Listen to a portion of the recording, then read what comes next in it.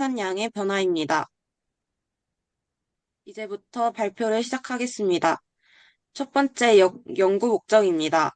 최근 동해안에서 상어 출몰이 급증하여 상어의 생태계가 변화하고 있다는 소식을 들어 무엇이 상어의 환경을 변화시켰는지 궁금증을 갖게 되었습니다. 그러던 중 전 세계적으로 심화되고 있는 수온의 증가와 상호 간의 연관성을 알아보고 싶어 이 연구를 시작하게 되었습니다. 종합기후변화 감시정보에서 우리나라 해역별 연평균 수온에 관한 자료를 수집했고, 이를 바탕으로 국가 통계 포털에서 우리나라 해역을 위 기준과 같이 행정구역들을 나눈 뒤 상어 생산량에 관한 자료를 수집하였습니다.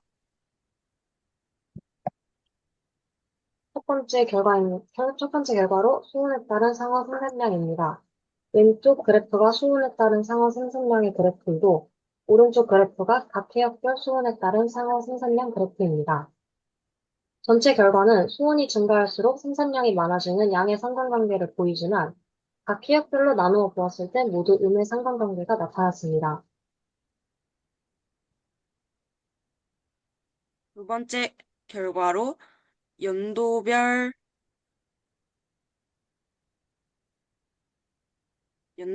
남한 해역의 수온과 상어의 상관관계입니다.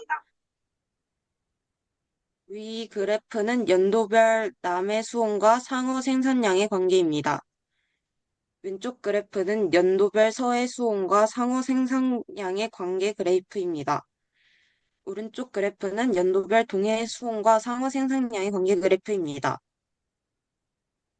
결과로는 해역별로 약간의 차이가 있었으나 상어 생산량이 해가 지날수록 감소하는 추세를 보입니다. 특히 남해에서 1993년 급격한 상승 이후 극단적인 하락세를 보이며 서해 또한 1988년 이후 급격한 감소를 보입니다. 동해는 중간중간 상승과 하락을 반복하나 수온과 유의미한 관계를 보이지 않습니다. 세 번째 결과로는 상어 생산량의 군집을 알아봤고요. 왼쪽에 있는 그래프는 수온에 따른 생산량 군집을 나타냈고, 오른쪽에 있는 그래프는 연도별 상어 생산량 군집 그래프로 나타내었습니다. 상어 어획량과 수온을 기준으로 세 개의 군집을 형성했고요. 첫 번째 빨간색 군집은 1980년대 남해에서 어획량이 3,000톤 이상, 수온이 18도 이상으로 매우 높았던 시기가 포함되어 있습니다. 두 번째 파란색 군집은 최근 2000년대 이후 데이터로 어획량이 1,000톤 이하, 수온이 17도 이하로 낮았습니다. 세 번째 군집은 초록색 이고요. 주로 서해와 동해에서 나타났으며 어획량은 1,000톤 미만, 수온은 15도에서 16도에 달하였습니다. 결과 네 번째로는 상어 생산량의 예측이고요.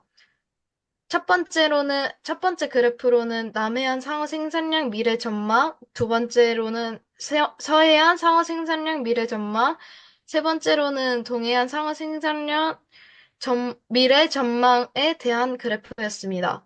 신뢰 한계에 따라 다소 차이가 있지만 세 해역 모두 대체로 감소 추세가 지속될 것으로 보이고 예측 신뢰 구간에서 낮은 신뢰 한계는 마이너스 값으로 표기됩니다. 마지막으로 이 연구의 토의 및 결론입니다.